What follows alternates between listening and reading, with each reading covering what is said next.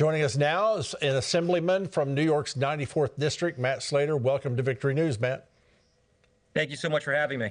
All right, the New York Post reports that Elon Musk is claiming FEMA sent $59 million last week to luxury New York City hotels for illegal migrants. What's your reaction to this as opposed to using those FEMA funds to, let's say, help hurricane or wildfire victims?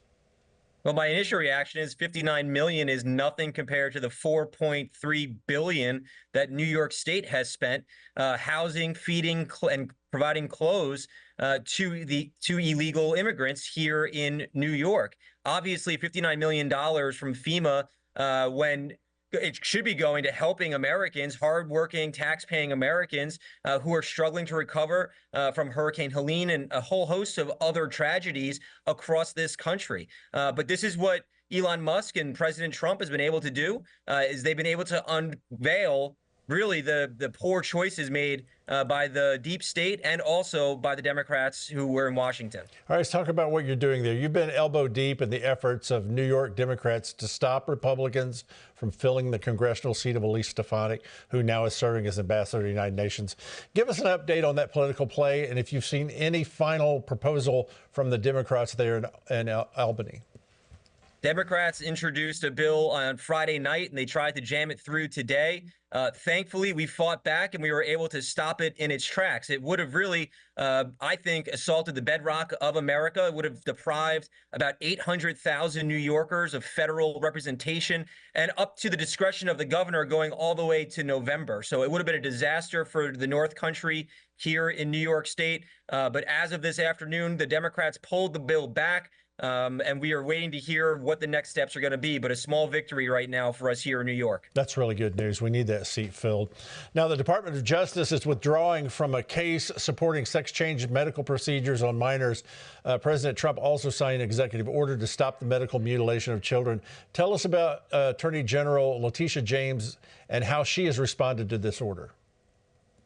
Well, AG James is just responding as she only knows how, which is to be a combatant. And that's what she is. And she is trying to do anything she can to stop President Trump from putting America first and protecting the families here in the United States of America.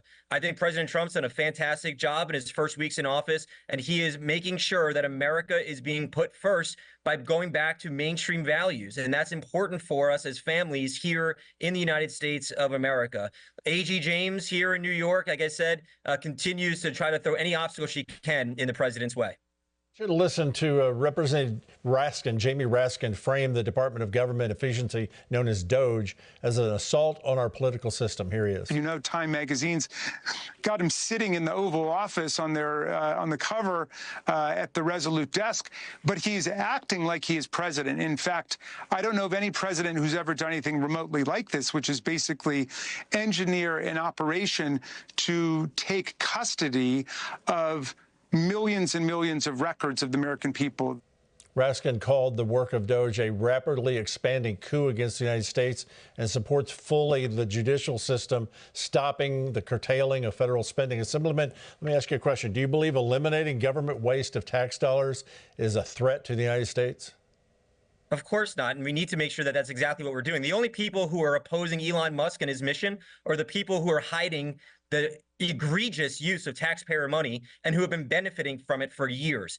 It's finally time that we pull the curtain back. Elon Musk has done a great job. When he's done in Washington, let's bring him here to Albany so we can get the same thing done here in New York. Yeah, well, that's a big swamp there in Washington. I don't know if you'll get him in time. Let's talk for a moment about Andrew Cuomo. He's leading the polls in New York for mayor in that city. Assemblyman, could he actually make that kind of political comeback?